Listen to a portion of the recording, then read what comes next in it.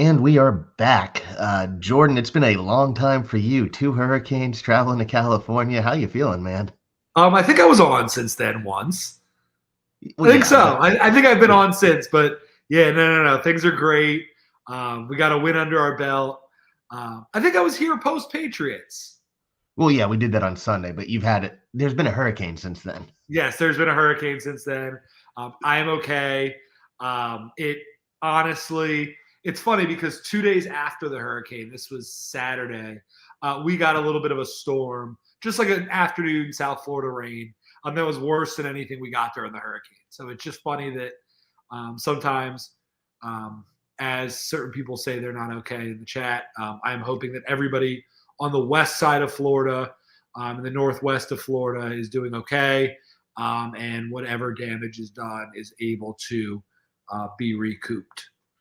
Yeah, my uncle just moved to Florida, Central Florida, 2 months ago, and they had to evacuate over to the eastern side. But they just got back to their house earlier this week. They're one of the few people who didn't have damage and didn't lose power. Yeah, I didn't lose any power. I have an uncle that lives on the west side, and he lost some power and that kind of stuff. But that's if you're in an evacuation zone, evacuate. Yeah, pretty much. But as you said, our lovely producer still recovering from our rough start of the season. Zach, well, it'll get better.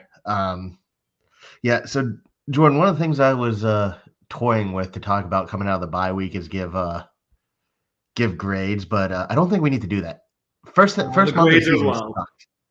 The First grades are month low. sucked. Grades are low. Morale is slightly higher than the grades.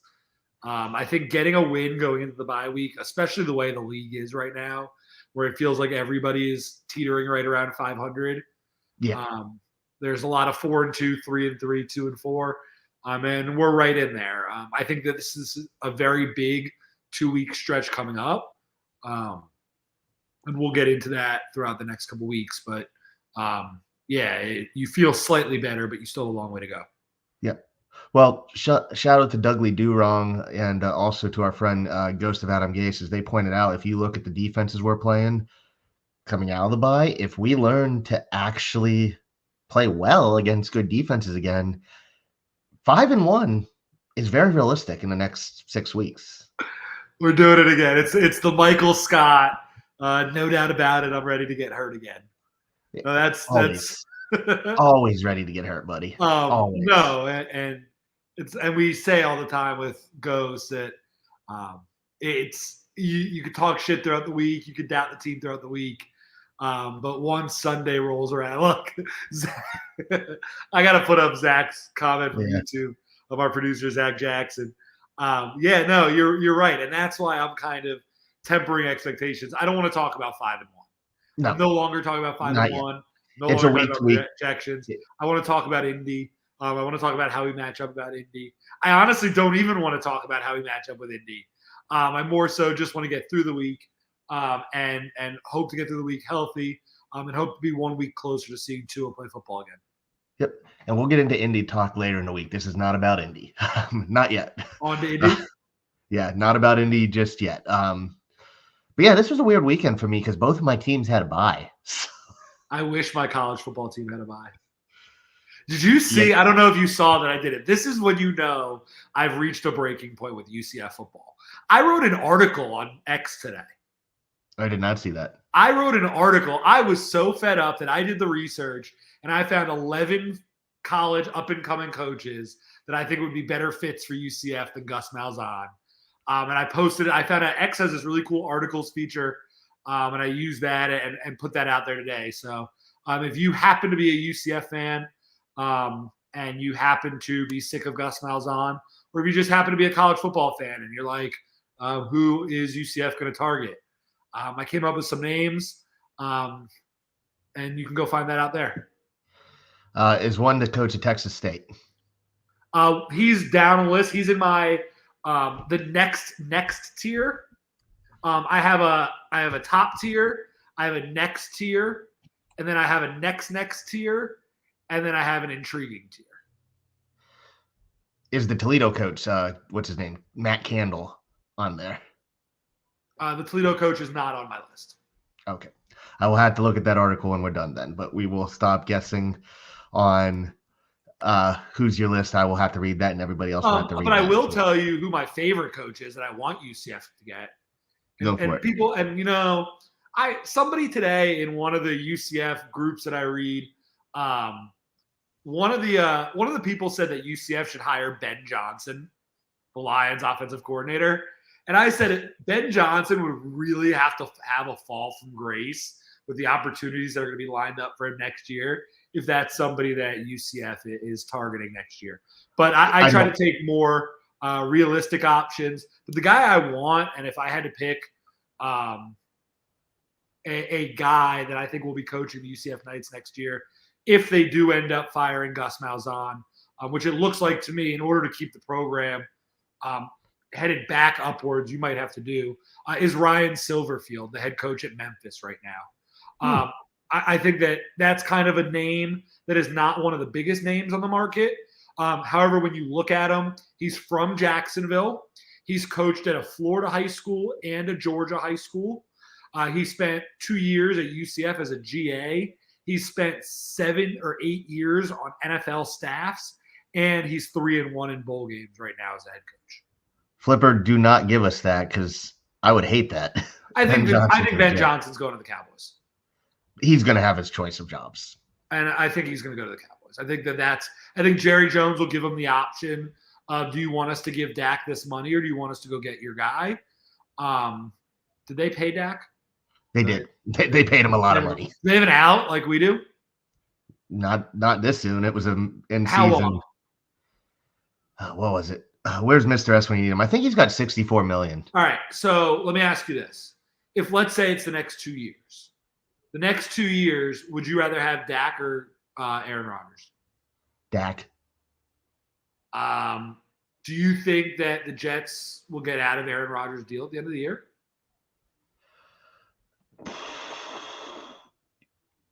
I think any other team would, but Woody Johnson is too obsessed with getting attention.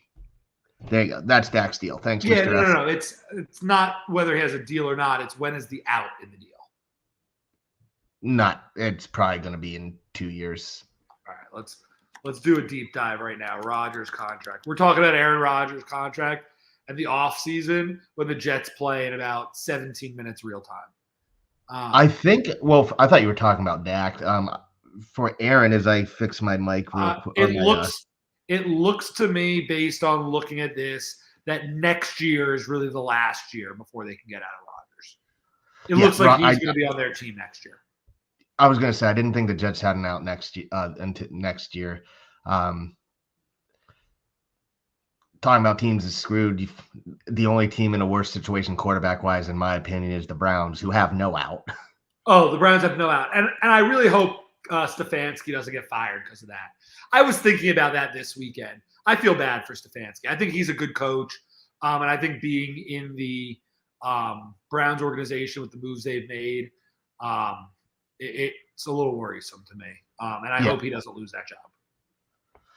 We're just going to switch cameras and go lower quality because that camera's annoying me. All right. We got late night chat roulette Brett right now. Yeah, pretty much. Let me see if I can get this to work. I'm still here. I can hear you. So, but looking at Ben Johnson, like we both said, I think he's going to have his absolute pick of jobs. Obviously, as Flipper said, our resident expert of a certain variety, Ben Johnson makes sense with the Jags. They'll probably be able to replace Trevor Lawrence at some point there. And you look at some other teams, I don't think McVay moves on from the Rams. I don't think Canellis leaves Carolina yet. I don't think the Patriots get rid of May. Zach Taylor, could you see Ben Johnson wanting to go with Joe Burrow? Yeah, I could. If Dennis Allen doesn't keep his job, the Saints can make some sense. And then the Raiders, if they're picking pretty high and Antonio Pierce gets hired. If I'm looking at that, I think the two most likely spots for Ben Johnson are probably the Raiders and I'd say the Bengals. Yeah. Mr. S, yes, the Colts and Dolphins do play on Sunday, but if you weren't napping, you would hear we were going to talk about that later in the week, buddy. It's still Monday. Yeah, it's Monday. Chill. We have to get through 2 episodes of content, and our producer wants us to get to the game 10 minutes in. Yeah, chill. But yeah, no, this weekend aside from that was very stress-free for me. I got to watch the whole weekend of college football, some really good games. Ohio State lost, which made me so happy. Yeah, Ohio State lost. Did you like Penn State going on the road and beating USC? It's not as impressive once they lost to Minnesota, so I kind of knew Penn State was going to win. It was a little stressful than I thought it would be for them. But tell you what, someone I've been hyping up in the draft for us for a couple of weeks on Discord is Ty Warren, the tight end, and I think the Penn State coach has heard me because that was the whole game plan. Yeah, but Brett, I'm not. Again, we were talking. Zach said earlier that he's not getting and falling for this trap again with the Dolphins. I'm not doing this whole. It's what, week 6 right now still? Yes. I'm not doing this. The Dolphins are going to take a tight end thing again. No, but they should. The tight This end, class is so good. the offensive lineman. I'm not falling for it. I'm not falling for it. I'm choosing to be optimistic that we're not going into the next year with Durham Smythe as our top tight end again. Yeah, no. But we're going to do it. We're going to sign a mid-level guy, and that's going to be what we move on until we draft a tight end, and then you will see me pleasantly excited. Yeah. So you weren't here for our solutions. So let's talk a little bit about Dolphins. We are kind of a Dolphins podcast. We are. There's the colors are around. We're both. I usually wear the white hat. I'm wearing an orange shirt, so that's a Dolphins color. Look at you. The one day I decided to go comfy and wear this very comfortable hoodie, you decided to go Dolphin colors. Oh, this is a comfy shirt, and I had off today because shout out to Columbus Day. But so since you missed the solutions, Kev Fielder and I were talking about it. We basically said just keep the simple running game. I think to kind of toot my own horn a little bit, I did say the disappointment this year, just based off of the hype, would be Devin Achane.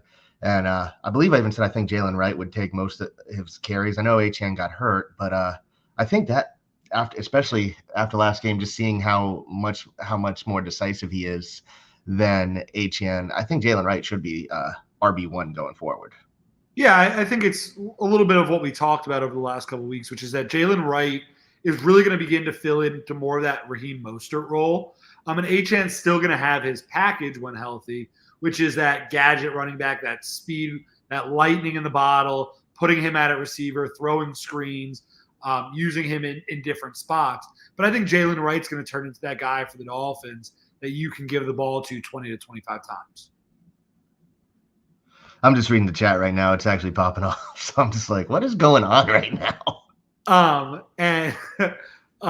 But what Zach said, which is that a healthy Raheem Mostert is the best running back on a roster. Yes, but 2 things. Number 1, we haven't seen much of a healthy Raheem Mostert this year. And number 2, come the offseason, come into next season, I think that you're very likely going to be talking about Jalen Wright as our number 1 running back. Yep, I agree. And I've been pretty open in saying just because of who all we brought back and who we had, I would not have traded up for Jalen Wright in the 4th round. Now, early on, I think I can happily eat crow for now. You know what I would like to see a little bit of? What's that? I'd like to see a little bit of Wildcat. Yeah. You can use all 3 of them, really. Yeah. You can have one of them in the backfield with another and the other coming in motion. That would be a way to get Tyreek some touches. That would be a way to get Waddle some touches. And I think it's a good opportunity, especially in short yardage situations, if we can block correctly. Yep. And I do think, and it's something we talked about last week or after the Patriots game, which was more than a week ago, I guess, but they simplified the blocking. Robert Jones, who I think we can agree has been the worst player on offense through the first month of the season. That's playing every game because I can't give it to Skyler because he's only played one game. But they simplified it, and there's always discussion on PFF grading. But I thought he was our second greatest, highest graded offensive lineman, I think, behind Armstead. He might have been higher, but I'm pretty sure he was number 2. The tape backed that up, and they simplified it. He wasn't asked to do as much. He wasn't asked to get as many chips. Just straight up blocking, and he was making holes. So hopefully we keep that up. Yeah, you got to, especially until Tua comes back. And even once Tua comes back, we've talked about simplifying things, and it's figuring out what puts the guys that are struggling in what seems to be the best situation. Let the good players figure out what to do in those situations rather than trying to make the bad players raise their game. I think, like you said, Robert Jones is a bright spot. Liam has had good moments and really bad moments. But I think that offensive line as a whole, if they can find a way to take a step over the next couple weeks, and that's a lot to ask for, that'll put us in a much easier position to win these games. Yep. But again, star of the game was probably Alec Ingold, who, again, had been pretty bad going into the Patriots game. And he was just dominating all the blocks. So you'd like to see that. So I do think you have to go back to that. The common theme from most people who cover and watch the Dolphins has been when McDaniel keeps the run game simple, we can run. None of those crack sweeps that we keep running. I never want to see. That's like the Adam Gase screen. I never want to see that play call ever again. The Adam Gase screen is almost turning into the Mike McDaniel screen. Well, yeah, but yeah, fair enough. But yeah, the crack toss. And it's funny because you watch other teams run it, it works every time. Yeah, they don't run it for every run play. Correct. And I think that, and I'll ask this to you, and I don't know the correct answer because I think on one hand it's very easy to say yes. It's another thing to actually ask him to do it. Do you think that either Darrell Bevell or Frank Smith should call the plays?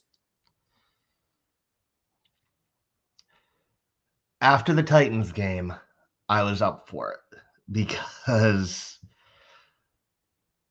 like I said with Kev after that, I felt Seattle, I will give as a wash. Again, you and I talked about this. Skyler was just that bad. He could not function. But Brett, what I don't agree with is I don't think that Seattle's a wash because it's partly McDaniel and Greer's fault that Skyler was in even an ounce of that situation.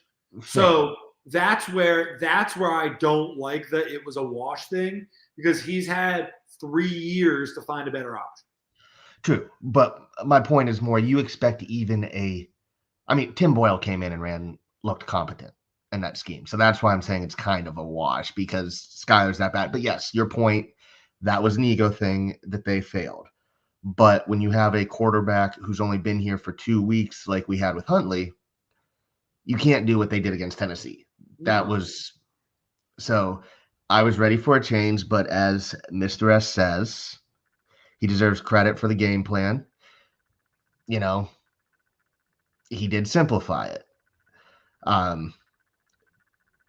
So that's fine. I think Frank Smith or Darrell Bevell should maybe be more involved because I think Mike McDaniel does, even though we've had 2 elite offenses with him, is I do think sometimes he falls in love with the big play too much and say it all the time. There's no when you're down 14, 15, 14, 21 points, whatever, there's no such thing as one play that will get you back in the game. I think sometimes McDaniel's a little too aggressive for that, so I think he needs someone to reel him in a bit more. But he's earned the right to work through it. But when you have the month we had, I think the criticism is valid, and he deserved every second of the criticism from people. I don't know. Unless we completely fall off the rails and lose out, it would take a lot for the Miami Dolphins, I think, to move on from Mike McDaniel. Oh, I don't want us to move on, but I definitely had issues the first month with how Not just with play calling offensively, but you and I have talked about this, how we approached the season. Right. And I agree to that, but I think that I would rather see him have an opportunity to grow from it instead of starting over and allowing kind of this off season of reflection to go into that. Question I ask you is now in the bye week, 6 weeks into the year, you had a week to calm down kind of through the bye week.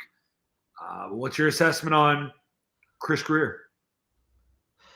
It's result-driven business. I think you don't turn around, you miss the playoffs, I think he's gone. Do they need to win a playoff game for him to keep his job?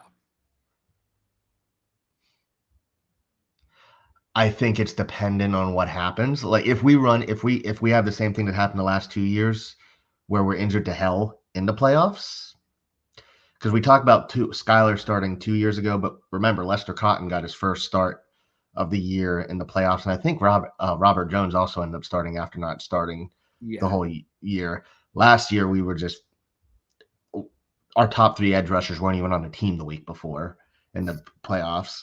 So, but does that work towards Chris Greer or away from Chris Greer? Well, like I was going to say, it depends on the situation. You don't expect that many people to get hurt. So I think that's the argument. And I will also preface by saying this, my consistent message has been with roster build, because Chris Greer has consistently shown he will get who the coach wants. You have to give McDaniel some flack too for the roster build. That being said, you are what your record shows, and you are who you draft. And while Chris Greer does have some hits, his misses are bad. And at the end of the day, we didn't have a lot of draft picks the last 2 years. And, well, we'll take out 2024, even though we didn't have a lot of draft picks there too. But 2022 and 2023, how many guys would you say hit in those 2 drafts? Let's look at it. We're here. Let's go look. 2022 Miami Dolphins draft. I can tell you there's no one on the team anymore. Yeah. Well, one, he's on PUP, Cameron Good. All right, let's look at it. You ready? Channing Tyndall. He's gone after this year.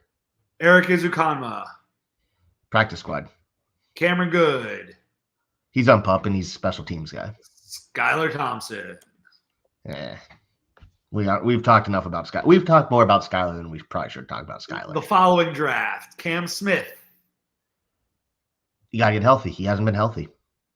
Achane.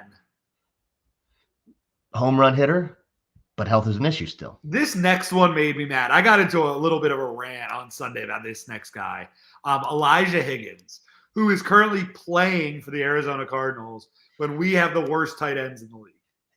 Yeah, I think he should have made the team. For sure he should have made the team.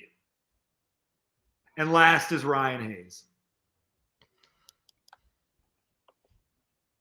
Yeah, he's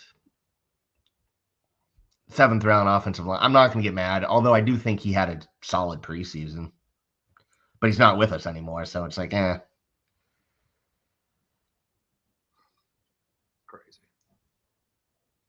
All right, 2021. You ready? Yep. Waddle. Yep. Phillips. Holland. Those are 3 pretty good picks in a row. Eichenberg. Hunter Long. Larnell Coleman. Jared Dukes. Yeah, so it's like since he's been by himself, so like after Gase and Tannenbaum's been gone, his good picks are good, and his bad picks premium picks have been good. There's no in between. Right. It's either good or it sucks. Yeah. And honestly, that's how you get the depth problems we have. So I think if we were to lose a playoff game, just to go back to that, it depends on how bad we look. But I do think it is very, very possible Chris Greer would get fired. Now, I personally, I'd give McDaniel the option if the plan is to keep him. And I would go all in on surrounding McDaniel with who he feels like from a personnel front office standpoint he needs to succeed. Yeah, no, you go and get someone from San Francisco or work wherever he's together. comfortable from, like wherever he wants, whoever he wants. You get that guy. You don't try to force feed him with whoever you think is the biggest name. You let McDaniel make the choice, and he rides or dies with that guy. That guy, McDaniel, get 2 years, 3 to figure it out, to turn it around, to put us in a good position. Put those guys around Brandon Shore. And as Mr. S says, Louis Riddick down there in the comments, I have been saying that for years. For years, I have been saying that Louis Riddick is the move from a front office standpoint. And whoever gets him will be lucky. Okay, so Flipper's not a big fan of. Well, we traded down so you got to remember, we traded down and then we traded back up. Right. We went from 3 to 12 to 6. Yeah. So Mr. S has been saying it for more years, and I've been saying it for however many years. Mr. S says it +1. Yeah, fair enough. But yeah, I think it's almost 0% Mike McDaniel's fired. And I think anybody asking for him to get fired is acting emotional, which fair. This has been a very September was a very emotional month for Dolphin fans. But I think the only way McDaniel's gone is if not only do we not win another game, but we look awful doing it. And then it just becomes like unsustainable.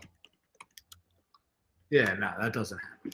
But what was your biggest kind of solution to fixing the Dolphins season, as I just absolutely roasted Mr. S in the private chat? I do see that. Biggest one, and it's something you just got to keep it simple. Take the old KISS standard. For those who missed, you just got to run the ball more. You got to do simple runs.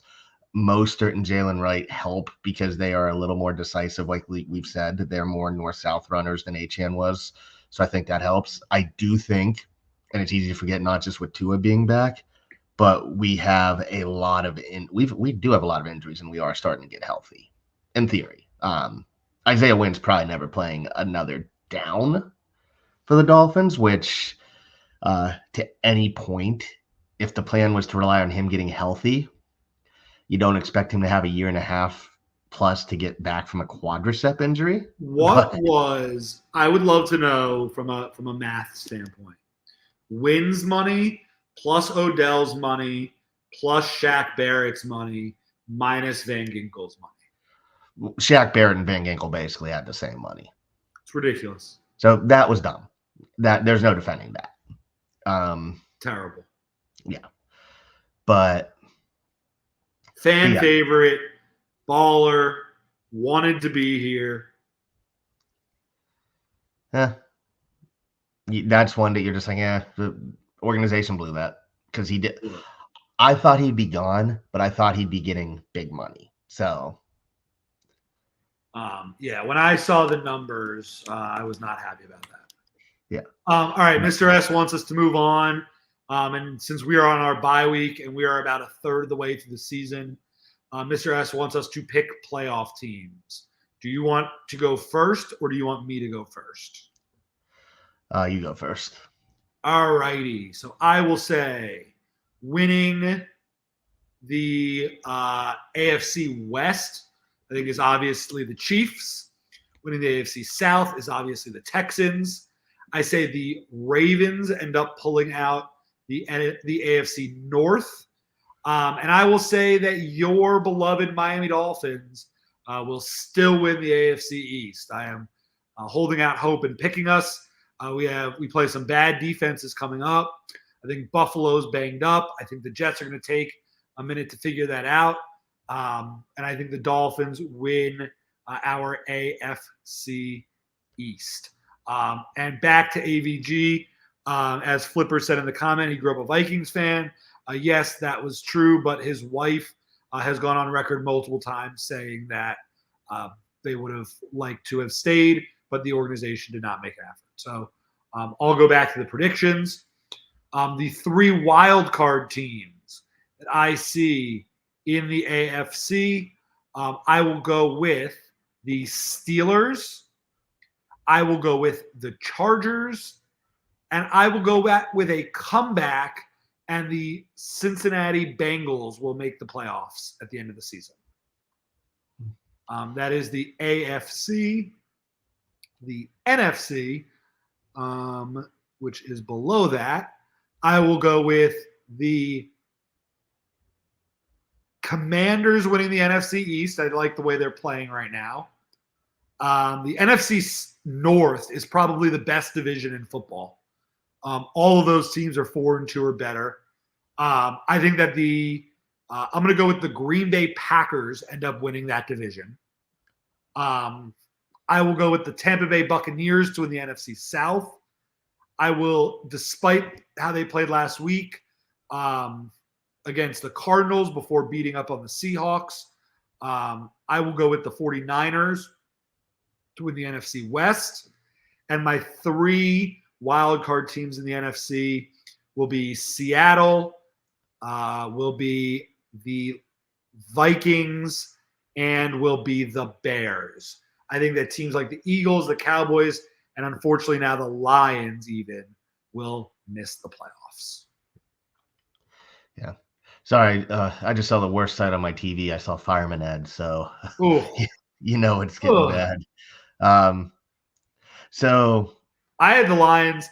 What's funny is the last prediction I made, I had the Lions winning the Super Bowl, and now I just realized I had them out, so I said they missed the playoffs, but they're definitely going to make the playoffs. Atlanta's out. Chicago is in. I mean, Detroit is in for me. Yeah, so too bad Detroit, Minnesota, and Seattle as your 3 wildcard teams. Yeah, and too bad for Detroit. Aiden Hutchinson had to have emergency surgery yesterday from the leg. That was pretty gruesome. All I saw on my feed was his broken leg, and it was not great. Yeah. For playoffs, Chiefs are obvious. Like you said, they're winning their division. Texans are winning their division. And I think the Ravens are going to pull away. The Steelers do not look like a 4-2 team. No. And I think that is going to catch up to them. I think I'm giving the division right now to the Bills just because yeah, it's fair. I just think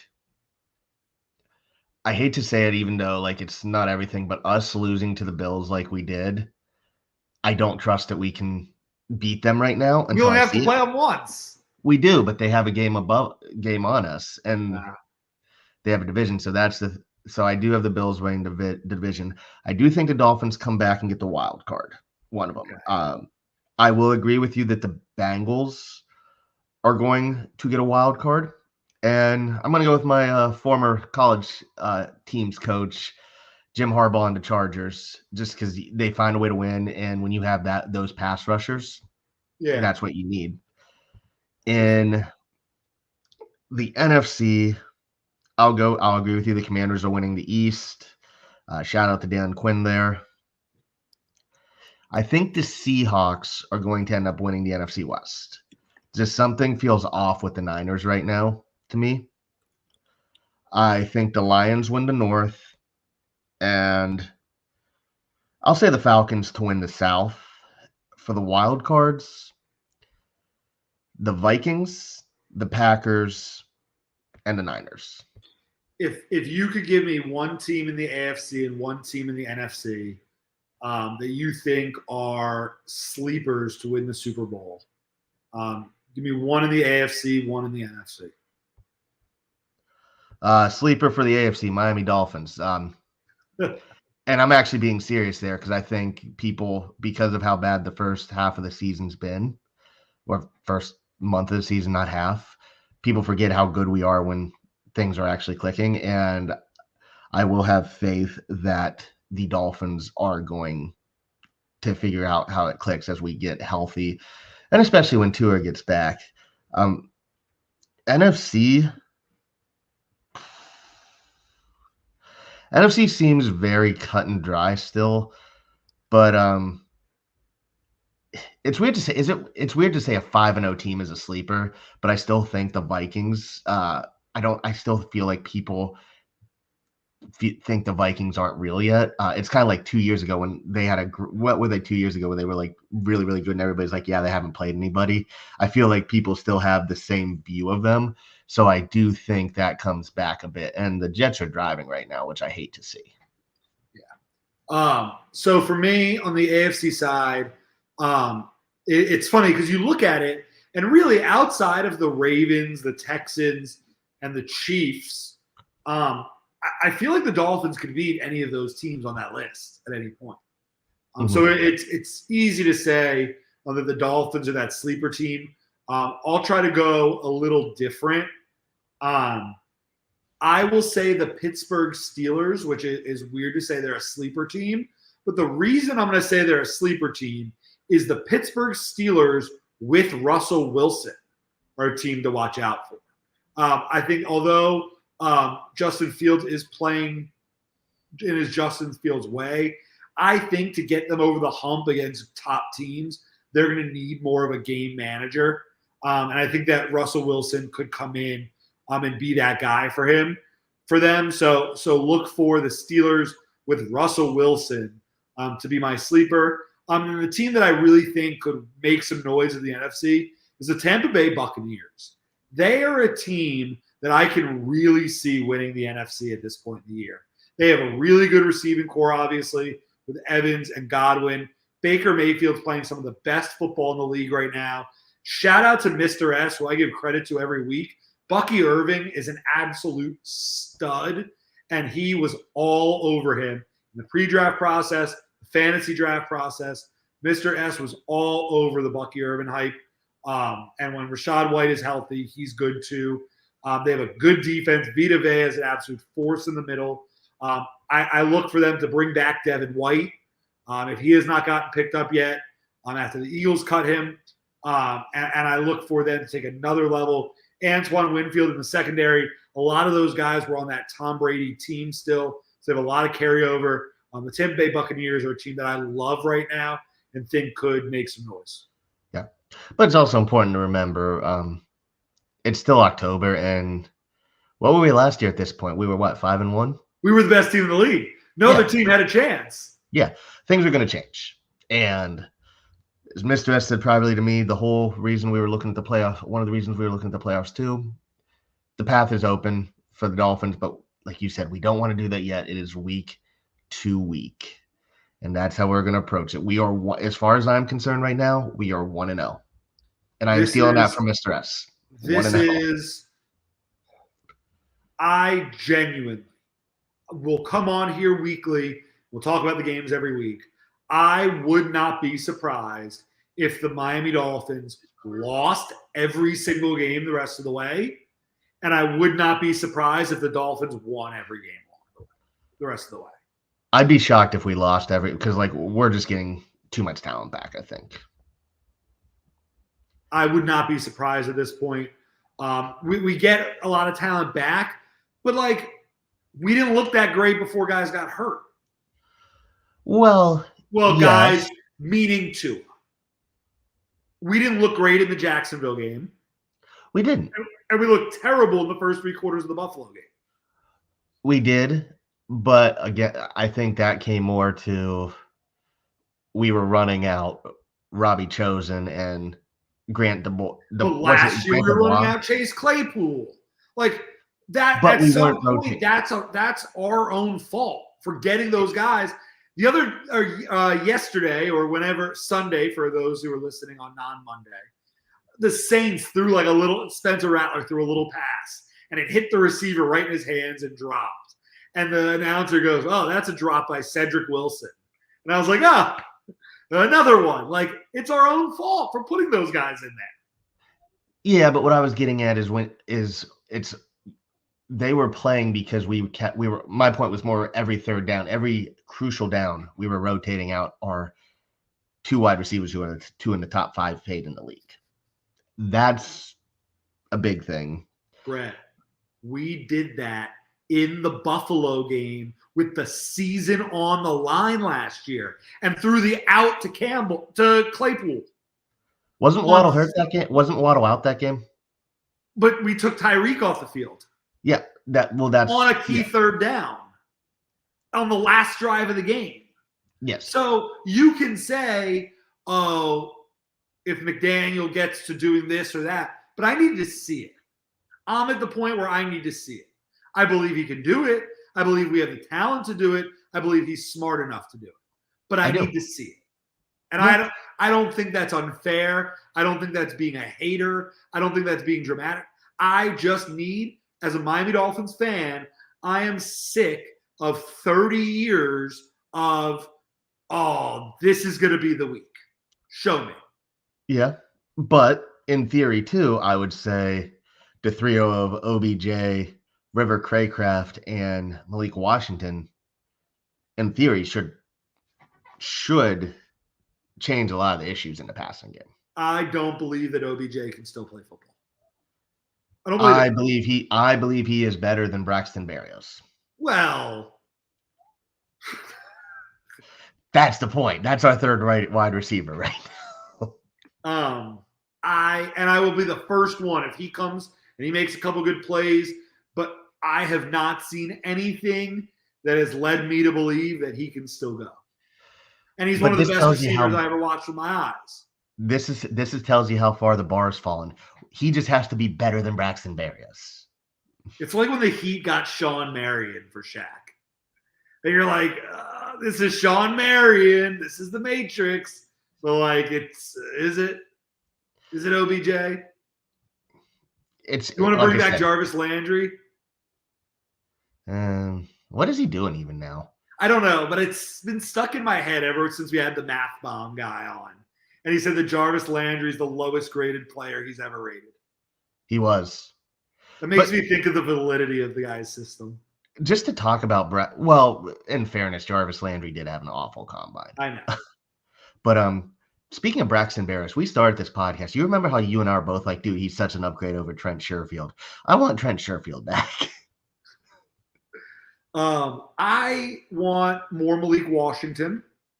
Yes, I do too. You know what else I would like? I don't want the answer to be Chase Claypool, but I want a big-bodied receiver. I'm jealous when I watch the Jaguars and see Brian Thomas. I think he's jealous of seeing people other than Trevor Lawrence throw the ball.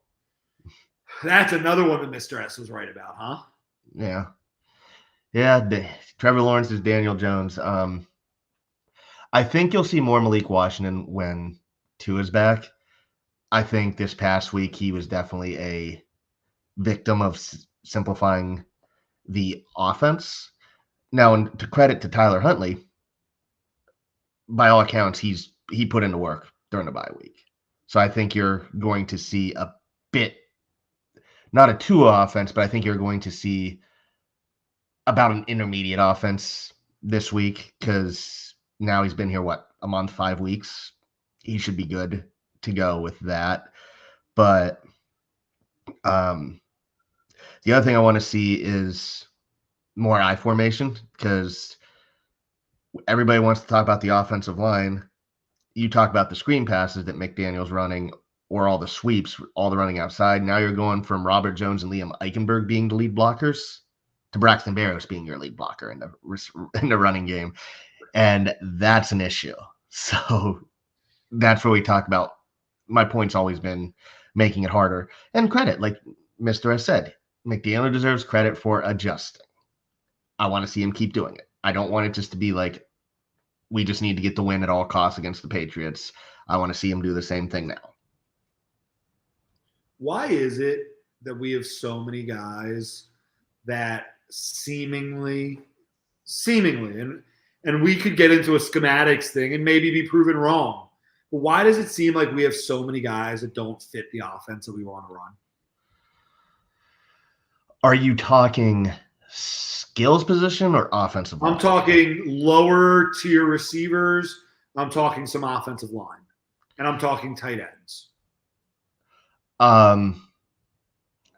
Tight ends, well, It's going to sound bad to say, but I think tight ends and offensive line is overconfidence on the coaching staff, thinking that they can. I've said this point about offensive line. You look at the history of Mike Shanahan's offenses, whether it's Mike Shanahan, Kyle Shanahan, Gary Kubiak, Matt LaFleur, Sean McVay. Well, not really Sean McVay, because their offensive line sucks right now. But most of the direct members, they can pluck an offensive lineman off the street and make him look like an all-pro. And it's happened throughout the history. So I think that is their belief. It has not been working, but I think that's part of the belief. I think with tight end, they just overestimated what Durham Smythe and Julian Hill could do. That's honestly all I can really say. That's crazy. It's not good. It is not a good answer, but that's the best. It's not good. Speaking of, that's another thing. I would honestly call Hayden Rookie up to the main roster for a game. Yeah, for sure. You know what I'm looking at right now, and I'm curious. I'm looking at, and I know that obviously Gary Kubiak was with Mike Shanahan for a long time, right? You think Clint Kubiak, when they say he's part of the Shanahan tree, you ever think he's like, well, what about the Kubiak tree? Maybe, because I guess technically you can say it wasn't Mike Shanahan that gave Kyle Shanahan his first job either. It was Gary Kubiak. Yeah. And so like you see all these guys, but then you got a literal guy named Kubiak. I was thinking about that yesterday when I was listening to the game. I was like, yeah, I wonder if he ever is like, well, what about the Kubiak tree? Yeah, maybe. But yeah, no, I think that's it. And there's something I'll keep saying. People keep talking about their issues with how we handle the offensive line. I'm still annoyed 3 years in a row, and this is going to be another year where I'm begging for us to draft a tight end. I feel like this past off season, coupled with the start of this season, took a lot out of me when it comes to thinking about this upcoming offseason. Because I feel like it's insanity that we're talking about needing the exact same things that we said we needed a year ago. I will say this with tight end. I think the Patriots game is the only time we properly used Jonnu Smith. And it was a Jonnu Smith revenge game. Yeah, and it was effective. I do think, in fairness, he would add competency if we used him consistently. And I was actually at a loss for words when they said, yeah, because everybody's messing up, we can't use Jonnu Smith. And it's like, dude, Durham Smythe and Julian Hill are two of the worst players on offense, right? Like, by every metric. So that was kind of I'm at a loss for words moment. Offensive line. Yeah. You need another one, even if one of Robert Jones or Eichenberg turn it around and get re-signed, because I think they're both free agents after this year. If you re-sign one of them, I still think you need another one. But yeah, it's crazy. It's crazy. Before we get off of here, to change off the Dolphins for a second, back to a little bit of draft stuff, a little bit of standing stuff. Brett, I want you to give me the team that will be picking number 1 overall and the player that team will pick. Let me look at the team that is picking number 1 overall and the player that team will pick. I'll tell you right now, you got 6 teams that have only won 1 game. Tennessee, the Rams, Carolina, Jacksonville, Cleveland, New England. So I think, well, if it's New England, it's going to be Travis Hunter, but I actually think Drake May gives them a little hope, and they're going to win 1 or 2 more games. I agree with that. I actually think, and they're too talented for this. I think it's going to be Cleveland getting the number 1 overall pick. Well, Cleveland's also getting Nick Chubb back. True, but they don't have a quarterback. They have a very expensive anchor that basically means they can't draft a quarterback. So that's probably Travis Hunter. Yeah, I think Travis Hunter is going to be. I think Travis Hunter is going first if it's Cleveland. Looking at it, I think the only team that has 1 win that would take a quarterback. If Jacksonville's got the first pick, they gotta consider it. Or I don't think they will. I stuck think the only Lawrence team that stuck. will is the Rams because Stafford's. The Rams would definitely take one. Yeah, Carolina would take one. I don't think so. But they're moving off of Bryce Young. They are, but I just think they need talent, and I think. Yeah, I honestly think looking at the lineup, Dave Canellis, if he likes one of those guys, will take him.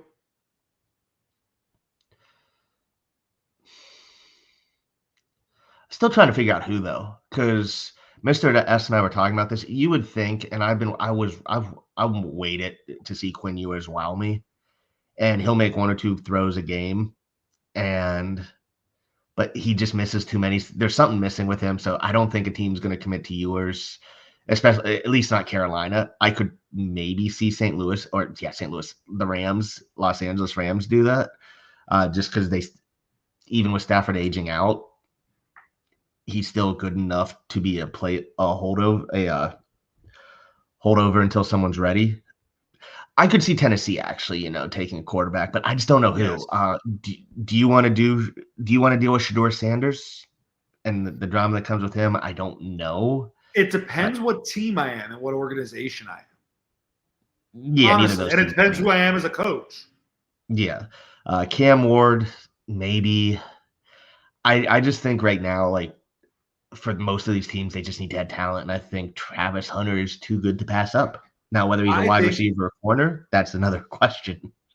If you're looking at the top 11 quarterbacks in this upcoming draft, Shedeur, Quinn Ewers, Cam Ward, Carson Beck, Jalen Milroe, Dylan Gabriel, Garrett Nussmeier, Jackson Dart, Miller Moss, Drew Aller, and Cade Klubnik.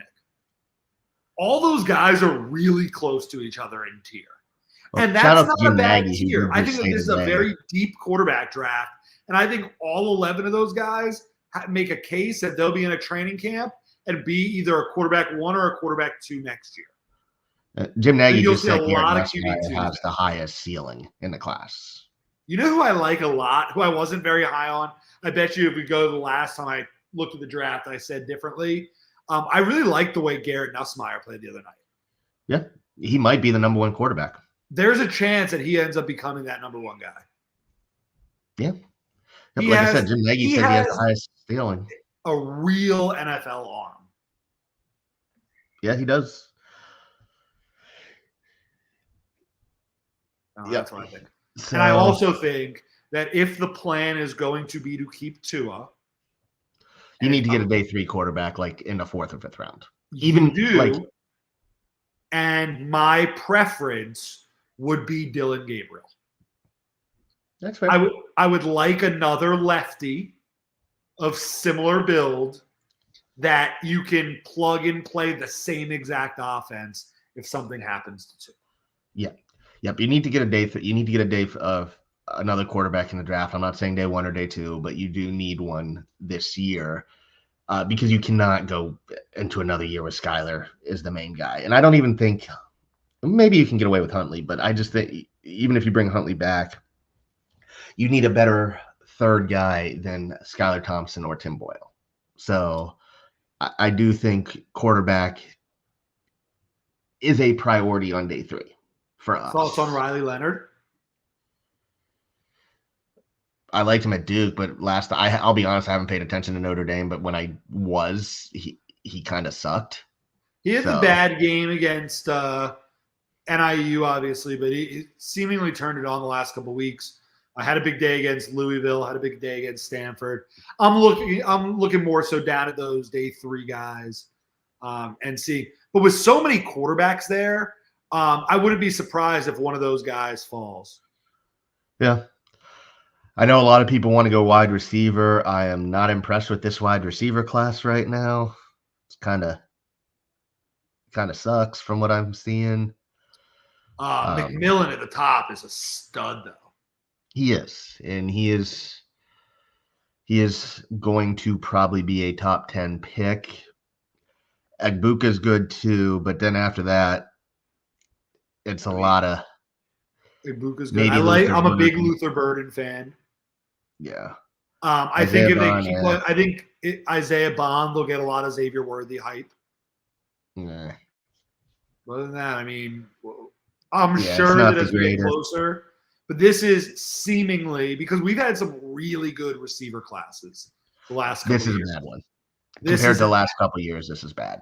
This is I definitely. honestly I honestly would say, like, I'm not just saying this to be a homer. Malik Washington is probably, looking at this class,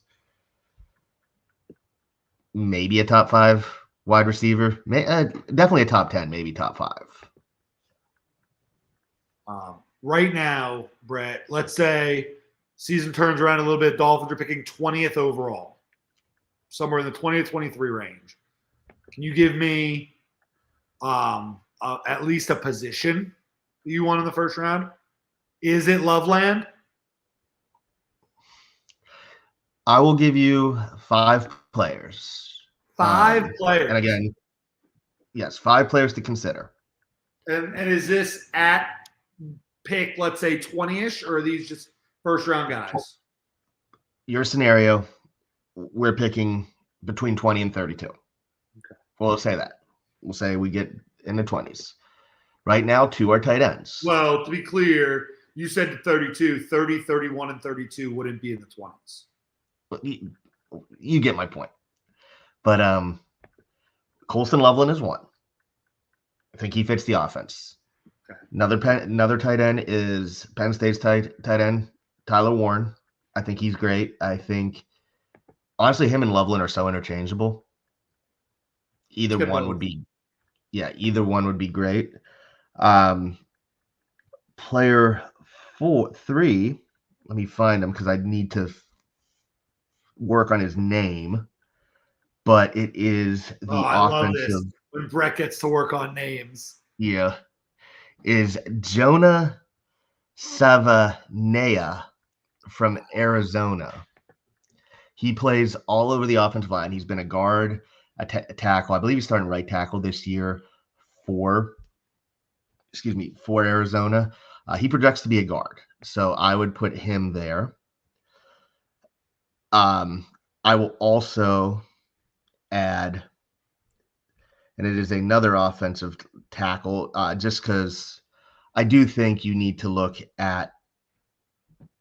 I think you still need to look at offensive tackles, even if we're thinking that Patrick Paul steps right in, because we are going to be short, is Emory Jones from LSU. I think he would project well to our system. And then for the 5th guy, I would honestly add Tyler Booker, from Alabama, who's a guard. I think he's a plug and play guard. So right now I'm looking at a draft board that has 2 different ones. One that has Ashton Genty going 16th overall, and one that has Ashton Genty as the 3rd overall player on their big board. Do you have him that high on yours? The Minnesota tackle? No, the running back from Boise State. Oh, running back from Boise State. I think he's a top 5 player talent-wise, but I wouldn't touch a running back in round 1. That's just dumb. I think a team's definitely going to. I could see the Raiders doing it. I could see Cowboys. The Cowboys doing it. I could see the Broncos doing it. I could see the Bears doing it. I could see the Bills doing it, even though they have James Cook. I could see the Commanders doing it, even though they have Brian Robinson. I could see the Lions doing it because they're sick fucks like that. I could see, depending on Pacheco's leg, the Chiefs doing it, but I don't think he makes it that far. But if we're talking early in the draft, the teams I think that make the most sense, I could see the Bengals doing it early in the draft. Yeah. They win a couple games, get in that teen range. It's going to be similar teams. The teams we said could be a team that would be a fit for Brock Bowers last year. I think the Bengals, I think the Raiders, I think the Cowboys. I think those are the three teams I think are Ashton Genty bound at this time. Yeah. I just looking at a mock draft. Kenneth Grant too. Mason Graham gets a lot of love. Honestly, I'd say Mason Graham is a top 5 player in this draft too. But Kenneth Grant is he's 340 pounds and he runs a 4.6. Yeah, Kenneth Grant was a guy that I had on my little short list here of guys to deep dive into that I think could fit. And like you said, Tyler Booker is another guy. But the trenches, like we always say, are how you build that team. So unless we're really needing to figure out the Tua situation, I think a trench pick is where we should be going in that 20-ish range. Yeah, I agree. And if we don't, someone needs to question who is scouting for us, because honestly, that's just the biggest need going forward, because I think anything else is on the team is coverable. Yeah, I got nothing to add to that. Anyway, we are at an hour. We will be back some point later this week to talk about the Colts. I know everybody loves Dolphins football, and we're actually going to talk about it this week. We promise. So we will talk about Dolphins Colts for the duration of an episode. We will, and it'll probably just be us because I don't know any Colts content creators. I did, and if anybody has any connection to them, let me know. I did reach out to that guy that does the songs. Oh yeah, the Colts song. Yeah. I sent the guy a message on Instagram. I would love to have him on to talk about the Colts, but so if anybody knows that guy, get to him. Yeah. So it'll either just be us, or we might, or when we say we, Mr. S might find a Colts content creator to join us. But we promise we will preview the game later this week. And honestly, I will just say this: I am feeling fairly optimistic and fairly calm about the game, which is a nice change of pace from what we've had. I will tell you in all certainty, Brett, that I will have a feel for this game by the next time we get on. All right. Sounds good. To the 229 of you joining us, thank you. And we will see y'all later this week.